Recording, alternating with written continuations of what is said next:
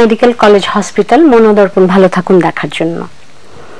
আমরা প্রত্যেকটি মানুষ প্রত্যেককে আলাদা আলাদাভাবে চিনি, ভিন্ন ভিন্ন বন্ধনে বাঁধা সকলেই। এই বন্ধনগুলো আবার আমাদের মাঝে গড়ে তোলে আলাদা আলাদা সম্পর্ক। তার কোনোটা রক্তের, কোনোটা আত্মার, কোনো কোনো সম্পর্কের সাথে জড়িয়ে গেছে দুটোই। আর এমন একটি সম্পর্ক সন্তানের সাথে মাতা পিতার সম্পর্ক। দর্শক, আমাদের আজকের আলোচনার বিষয় সন্তানের সাথে পিতামাতার সম্পর্ক ও মানসিক স্বাস্থ্য।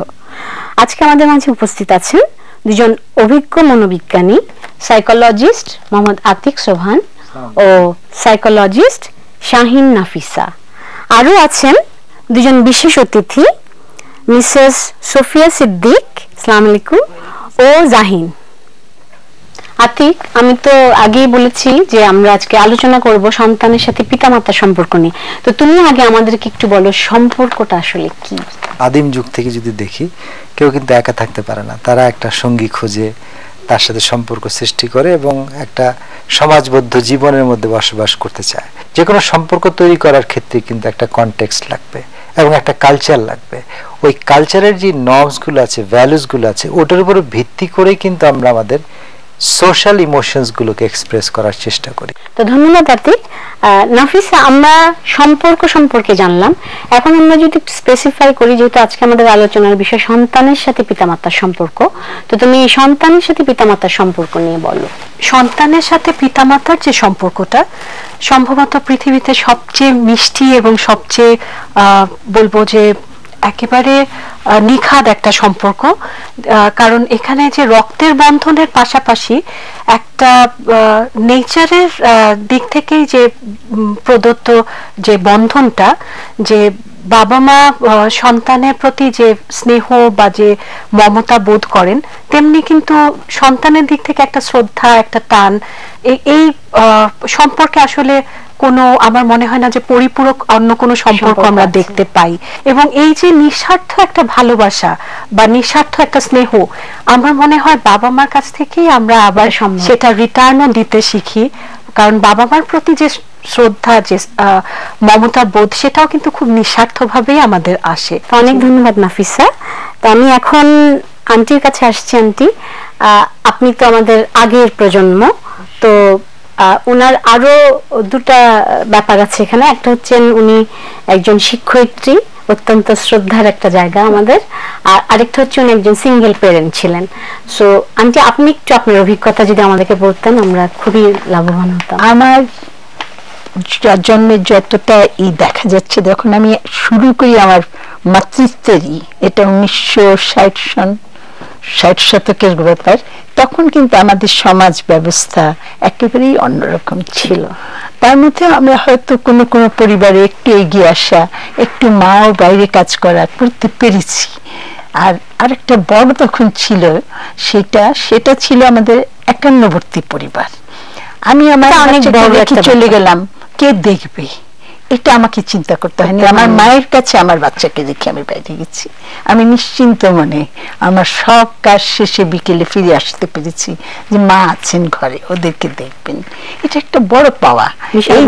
এই যে একটা সাপোর্ট, এই যে তখন সবাই সবার জন্য চিন্তা, এখন হয়তো অতটা পারে না। জীবন অনেক ব্যস্ত ছিল, এখন জীবন অনেক ব্যস্ত। যেভাবে আমরা এখন চলি, এটা কিন্তু সত্যি আমার কাছে মায়া লাগে এদেরকে দেখে। আসলে খুব কঠিন মনে হয় এই বাচ্চাদেরকে দেখলে, যে কি কঠিন জীবন ওরা করছে। আমরা কিন্তু এত কঠিন জীবন করিনি, আমাদের জীবন অনেক সহজ, অনেক সুন্দরভাবে গ্রহণ করতে জানতাম, অনেক নিরাপত্তা ছিল, একজন আরেকজনের জন্য ত্যাগ করতে জানতাম। এখন কিন্তু ত্যাগ করা ওদের জন্য কঠিন। এটা ওদের দোষ না, এটা ওদের দোষ না, পরিবেশ ওদেরকে সৃষ্টি করে ফেলেছে। আসলে মানুষ তো পরিবেশেরই শিকার। আমরা সবাই পরিবেশের শিকার, কেউ সেটা অস্বীকার করতে পারবো না, আমাদের গ্রহণ করে নিতে হবে। তারপরে এই প্রজন্মের শিশুরা বড় হচ্ছে, তারা অনেক কিছু পাচ্ছে, জানার জন্য অনেক মাধ্যম পাচ্ছে, যেটা আমাদের সময় বাচ্চারা পেত না। আমার নিজস্ব যেটা চিন্তা, যেমন আমাদের মাধ্যম ছিল চিঠিপত্র, হাতে লেখা চিঠিটা যখন আমার মায়ের কাছ থেকে আমার কাছে আসতো, ওই হাতের লেখাটা স্পর্শ করলে আমাকে অনেক কিছু দিত, অনেক আবেগ জড়িয়ে যেত, তখন অনেক স্নেহ, অনেক গল্প, অনেক কিছু মনে হয়ে যেত। কিন্তু এখন কিন্তু বাচ্চারা হাতের লেখাটা পায় না, তারা ওই যন্ত্রপাতির মাধ্যমে দিয়ে জানে, এবং তারা অনেক বেশি জানে, কিন্তু জানলেও সবকিছু নিজেদের জানে না। এটা জানে কিছু বাইরের জগতের, কিছু অন্য কালচারের, কিছু অন্য ধর্মের, যেটা নাকি আমাদের ধর্মের সঙ্গে মিলবে না। হ্যাঁ, জানা ভালো, জেনে রাখা ভালো, কিন্তু যখন আমরা ওটা বেশি নিয়ে যাই আমরা ওটাকে ফলো করে ফেলি, যার ফলে আমরা একটু সরে যাই, ডিরেল্ট হয়ে যায় অনেক সময়। সেটা এখন আমাকে সত্যি আমাদের জন্য এটা একটু পীড়া দিচ্ছে, খুবই কষ্ট। খুব সুন্দর বলেছেন আন্টি, আপনাকে অনেক ধন্যবাদ। আমি এখন জাহিনের কাছে যাব। জাহিন, তুমি তো এই প্রজন্মের প্রতিনিধি হয়ে আজকে এখানে এসেছো, তুমি আমাকে বলো যে তোমরা এই যে আমি যে আজকে বললাম এখনই যে সন্তানের সাথে পিতামাতার সম্পর্ক, এটাকে তোমরা কিভাবে দেখো? যখন স্কুলে পড়তাম গ্রেড 3 বা 4 আমি বাংলা মিডিয়াম পড়েছি, তো বাংলা সেকেন্ড পেপারের রচনা আমার মা আমাকে নোট করে দিতেন। তখন আমার মা নিয়ে একটি রচনা আমাকে নোট করে দিচ্ছেন, তো ওইখানে অনেকে অনেক রকম কোটেশন ইউজ করতো। আমি দেখেছি আমার মা শুধু একটা কোটেশন ইউজ করেছিলেন, যেটা কোটেশনটা ছিল এরকম যে শাসন করা তারই সাজে সোহাগ করে, রবীন্দ্রনাথের। হ্যাঁ, তো আমি প্রথমে বুঝতে পারিনি যে এটা আসলে মা আমার মানে পড়াশোনার জন্য লিখছে, আমি এইভাবেই নিয়েছিলাম। কিন্তু পরে যখন মানে আমার বোঝাপড়া আরো বাড়লো, তখন দেখলাম আমার মা আসলে নিজেকে নিয়ে কথাটা লিখছেন, মানে একই সাথে আমাকে নিয়ে কথাটা লিখছেন। মানে এখন আমি বিশ্বাস করি বা আমি ফিল করি যেটা আমার মা বাবার সাথে আমার সম্পর্ক এখনো ওই শাসন সোহাগের, এখনো ওই রাগ অভিমান, ওই ভালোবাসা, ওই আবেগ, ওই একই আহ্লাদ, একই আদর এখনো আছে আর কি। খুব সুন্দর বলেছো জাহিন তুমি। তো আমি এখন নাফিসার কাছে জানতে চাইবো, সন্তানের জীবনে মায়ের ভূমিকা কি? বাবা মার সাথে সন্তানের সম্পর্কের জায়গাটাতে আমি বলবো যে বাবা মা দুজনেরই ভূমিকা খুবই গুরুত্বপূর্ণ, তবে মায়ের ভূমিকাটা একটু আগেই শুরু হচ্ছে এই জন্য যে মা কিন্তু সন্তানকে ক্যারি করেন, এবং সে কারণে যে মুহূর্তে কোনো মা জানেন যে তিনি সন্তান সম্ভবা, সাথে সাথে তার মানসিক একটা বিষয়, একটা প্রস্তুতি তৈরি হয়। পরিচ্ছন্নভাবে আমরা দেখতে পাই যে মায়ের মাঝে কিন্তু অলরেডি একটা প্রিপারেশন তৈরি হচ্ছে যে সন্তানটি যেন ভালো থাকে। সবকিছুর মূলে কিন্তু ওই সন্তানকে কেন্দ্র করে তার স্নেহ, সন্তানকে কেন্দ্র করে তার পরিচর্যা। তো আমার মনে হয় প্রিন্যাটাল টাইমে কিন্তু আসলে মায়ের সাথে সন্তানের যে নারীর সম্পর্কটা ওই সময় থেকে আসলে শুরু হয়ে যায়। সন্তান যখন মুভমেন্ট শুরু করে, মা এনজয় করেন সেই মুভমেন্টটা, কমিউনিকেট করা শুরু করেন। আমরা খুব এনকারেজ করি, যখন কোনো এক্সপেক্টিং মাদার আসেন আমরা এনকারেজ করি যে আপনি কমিউনিকেট করবেন।